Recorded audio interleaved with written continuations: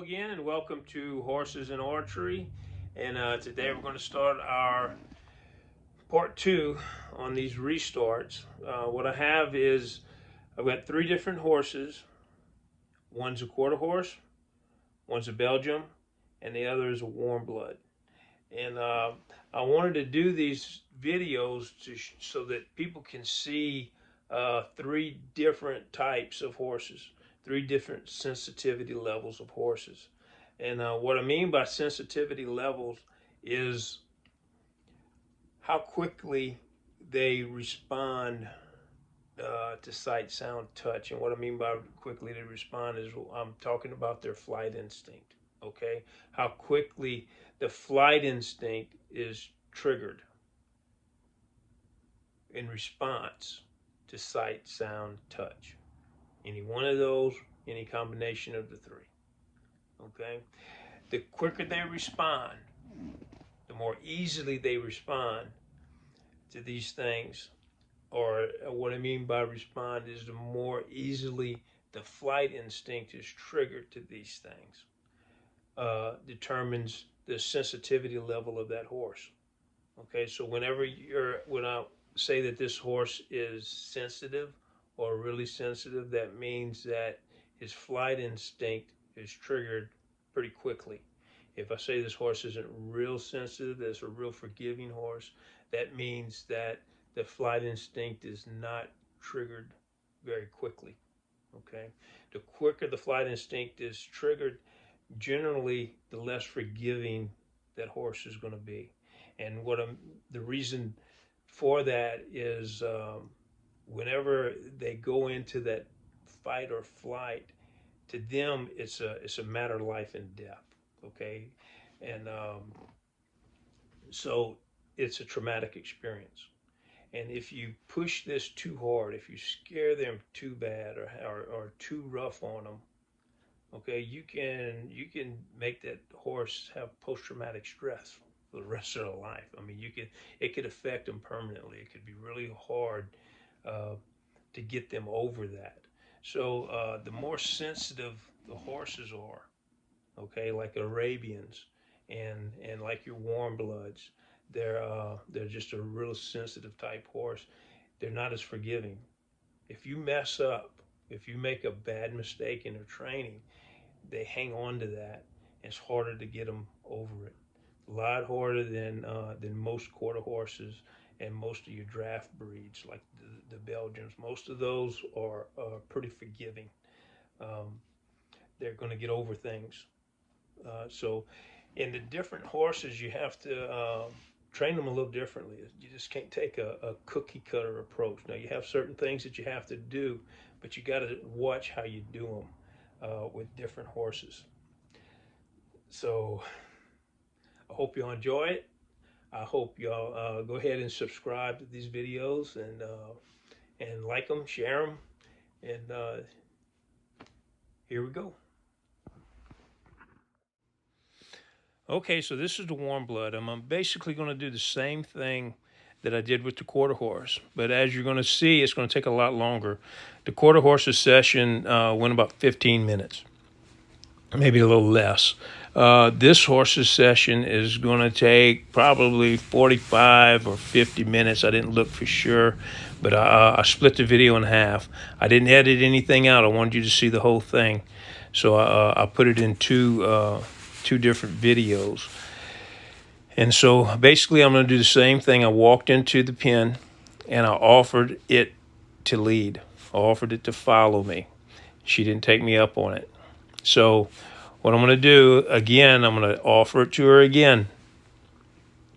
She's thinking about it, but she didn't take me up on it. She just as soon stay with her buddies. There's two horses in the pens right there, right next to the corral, right next to the round pen. But so I just gently tossed the rope up there and put a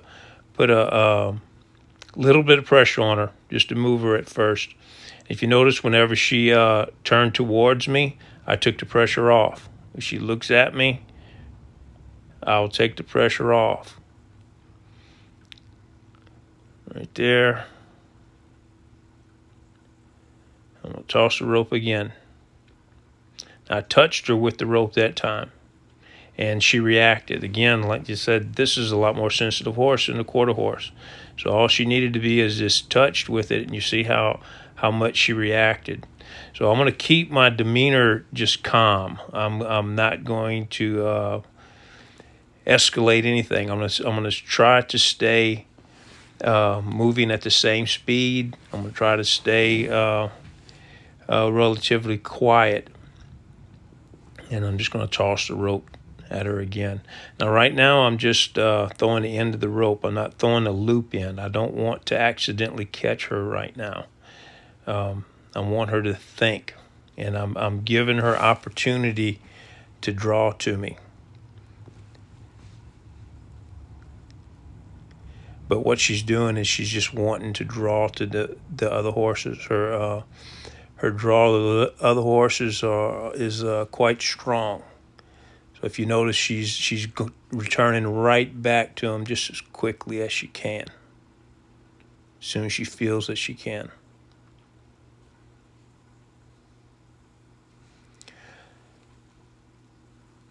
So I'm just going to continue to offer it to her.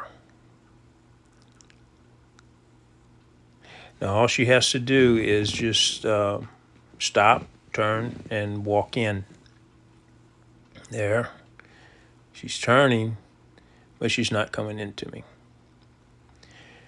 Now you're going to notice as we go on, this horse is going to start just running circles around in this pen.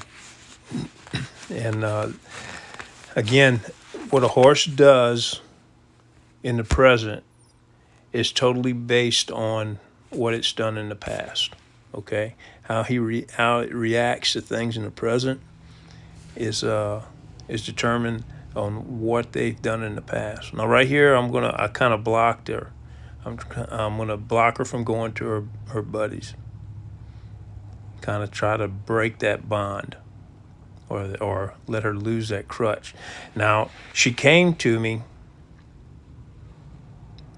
but it was just because she was trying to get past me, basically. It wasn't anything. She wasn't coming to me. She just wanted to be with her buddies. And so she did it again. And I'm not going to move. I'm going to sit here and take the pressure off. Then I'm going to offer it to her again to follow. She won't do it. So I went ahead and I pushed her on.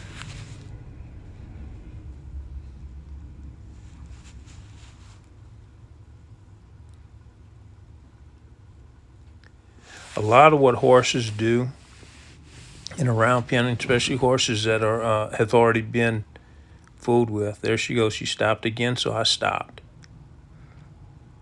I touch her. Let her know it's okay. I don't want her just running around reacting. I want her thinking. I'm going to offer it to her again. Offer her to follow. She didn't do it.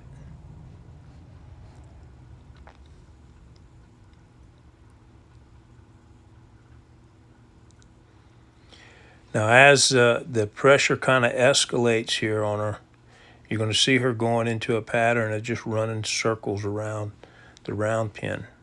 Now, I don't know if this horse has been lunged much. I don't know anything about what's taking place in their training or not, but that's just most of the time that's a taught thing. And I'm not a big fan of lunging the way most people lunge. And what I mean by that is they put pressure on the hind quarter of the horse, and the horse runs around in a circle. Okay, I'm not a fan of that. And you're going to notice this horse here, whenever its pressure is added to its hindquarters, it wants to run off. You don't want to teach your horse to do this. Okay, whenever a horse, if you want to use the word lunge or move him around, you want to move him around by the front end. And what I mean, and you're going to be able to see this in the next few videos. You direct the horse around in circles around you. You don't chase the horse around in circles, and you'll see what I mean later on. But so many people make the mistake of chasing their horse around. what they do is they're just going to get the edge off. I'm just going to chase them, and they run them till they get tired, and till the horse gives up, and then they start fooling with it, and that creates more problems than what it solves. And you see how this horse is just going into like a robotic state. It's not thinking about nothing. It's just aimlessly running around in a circle. He's not trying to figure anything out. So I'm just going to sit here and continue to do what I'm doing and see if the horse will start to think. Now, I know this horse is a real sensitive horse. I went ahead and I got her roped. And if you notice how many times I missed, you don't have to rope real good. Okay, on this. It's just taking your time. It's not a timed event. You just do it. Now, roping it, again, you can do this with a stick and string. You can do this with a flag. Okay, roping just adds a more of an aspect, another aspect to it. It'll add pressure on his neck too. Now, you see, if I was having to do this with a stick and string or a flag, I would have to add a whole lot of pressure to this horse, and cutting it off and running around and doing all kind of things to make it decide to come to me. Right now, I'm killing two birds with one stone. Okay, one, I'm getting the horse to lead mentally and physically. And what I mean by physically, she physically feels the pressure on her neck. Now, she's real apprehensive in coming to me because she's a real sensitive horse. You don't know if I'm a good guy or a bad guy yet. But it's that was the physical part of it. And now look, she's following me, and there's no tension in the rope. That's mental. Okay, she is mentally being led. Okay, so it's a physical aspect and a mental aspect. So what I'm going to do is, I took the rope off. I'm offering it to her again to lead. Now, if you notice how she took off right at first, and then she thought about it, and she come back around to me. She says, listen, this guy might not be a bad guy. And when I was close to him, all the pressure was off. So she's thinking now. She's not just reacting. She's not just doing what she's done in the past. Now she's learning something. Okay, she's really starting to think about things. So go ahead and reassure her with the rope. I kind of rub it down, offer it to her again, and guess what? She decided to leave. Okay. Now, she knows that I want her by me. When she leaves, she knows that that's not what I'm asking her to do. Okay? If she doesn't know it now fully, she will know it in the next little bit. Okay? But she's kind of grasping that I'm asking her to draw near to me. I'm not asking her to leave. Now, if she has been lunged, she's going to think that I'm asking her to leave and I'm swinging that rope. That's why I don't like the way most people teach their horse to lunge. So she's going to think that I'm asking her to leave, so she's going to automatically leave because she thinks, hey, that's what I'm supposed to do. That's what I've always done. But now she's going to figure out that that's not it. I want that draw. I want her to draw to me. I want her to let me lead. So I offer it to her again. She says, no way. I ain't doing it. So I just rope her again. Okay, now the rope didn't go on very well, so I was trying to fish it on to her head a little bit. That's why I'm kind of slinging that rope some. But it's not going to go on, so I got one ear. And one ear in, one ear out, so I'm just going to go with it.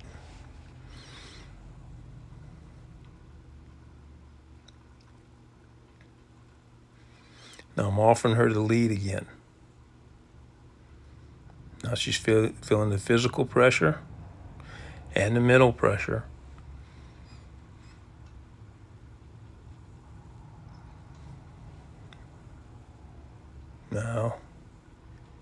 There she goes with her hind quarter. You put pressure on her hind quarter, she runs off. I want her to get over that. I don't want her doing that. So I put pressure on there and then stopped her and pulled her to me. Good. She did good. Now where you lead. Notice there's slack in that line. That line is not tight. There's no tension in that line. She is actually leading. I'm not dragging her behind me. She's being led. There's a big difference in a horse that's just halter broke, or what most people consider halter broke, and a horse that actually leads. The horse actually leads. That rope should never go tight.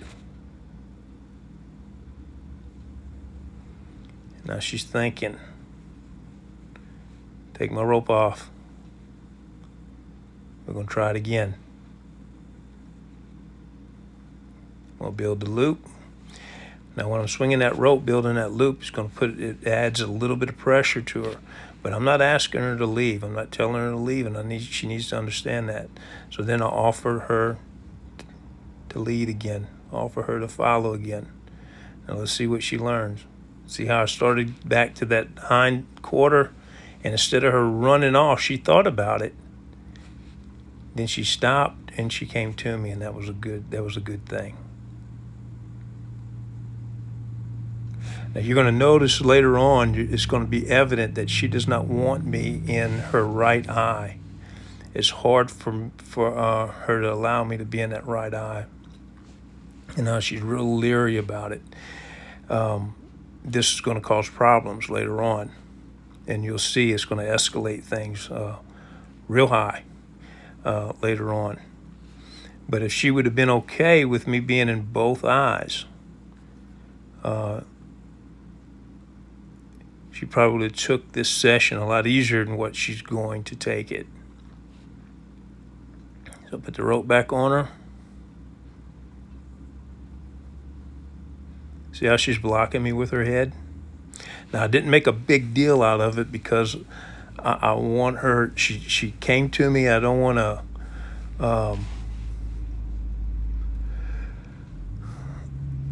cause her, she did something good, so I don't want to punish her for doing something good.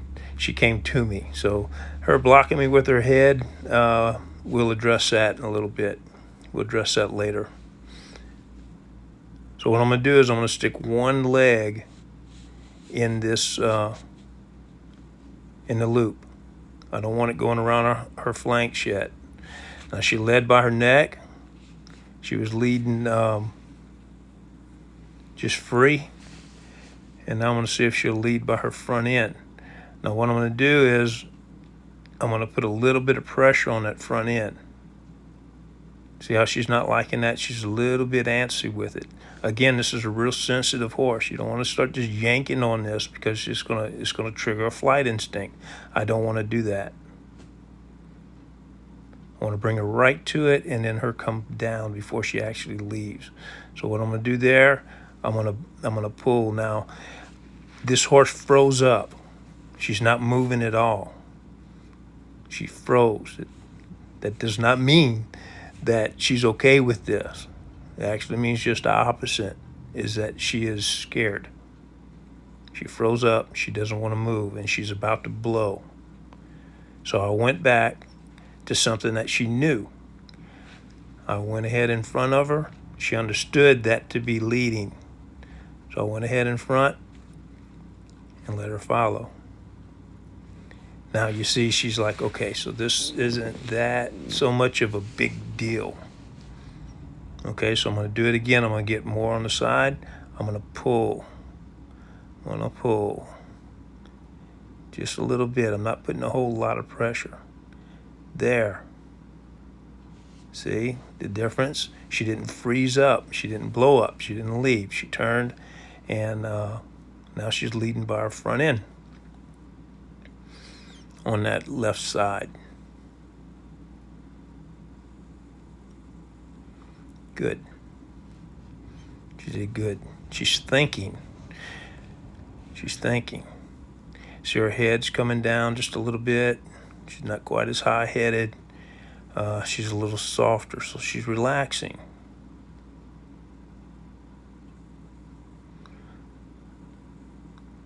Right there, I kind of moved around. She thought about leaving. I put a little bit pressure on it, and she changed her mind.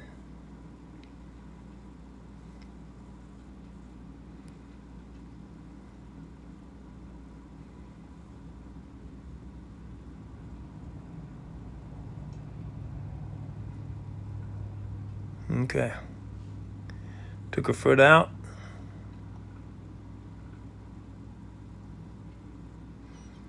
I'll put her other foot in. Now, I don't know if this horse has had her feet picked up much. She isn't acting like she enjoys it very much.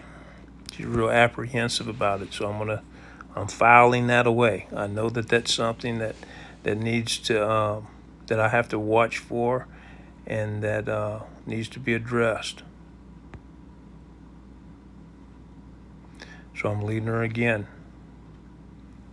Now you see how she is not allowing me to be in that right eye. She's trying to block me with her head. She doesn't want me over there. She doesn't want me in it. I'm not making too big of a deal out of it, but then again, I don't want her hitting me with her head. I'm showing her that, hey, that's not something we do. You don't hit me with your head. You see how I just moved my arms? She tried to get a little pushy and push ahead of me, and I was telling her, I threatened her a little bit. So you need to move back. You need to get off of me. Just made myself a little bigger. So she went ahead and led like that. So again, with her blocking me with her head, that's going to be addressed. But her not wanting me to be on that right side right now is going to cause problems, and you'll see that here in a minute. Her just being apprehensive.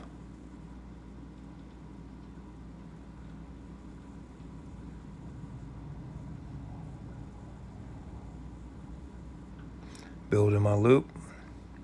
I'm offering her to lead now, to be led.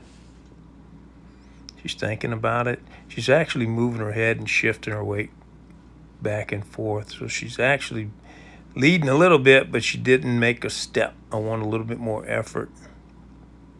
So I asked her for a little more. She took me up on it.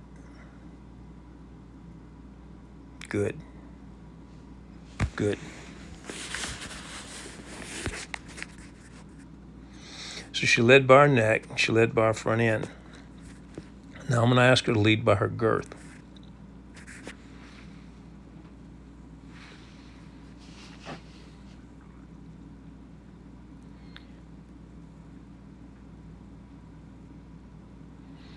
Putting both legs in the loop. Putting it around her middle. Again, guys, a lot of these guys will rope these horses off of another horse and do different. You can do that, but you don't have to do that. You can do this all on the ground, just like I'm doing. Now I'm going to ask her to lead by her girth, just by her girth. Now, I don't want this to go to her flanks yet. Don't want it to. Or would like for it not to. I'd like to lead her by both sides before we try to do the girth. So now we're switching to that right eye. You notice this is where the problem is going to come. It's going to escalate here real quickly.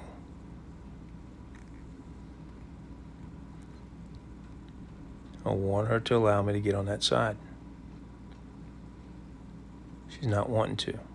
Now, she doesn't mind me being on that side if I'm away from her, but she doesn't want me to get on that side close. Now, what's going to happen is she's going to turn out. She's come to me, and in just a minute, she's going to make a wide circle, and she's going to cause that that rope to slide down to her girth. Now she understands what I want. She knows that I want her to follow me. She just doesn't want to follow. So here we go. Now she comes here, turns that away, and away we go. Now we're gonna, I'm gonna stop it right here, and we're gonna go to port 3. And we'll see the change that this horse makes. She's gonna make a big change here in a minute.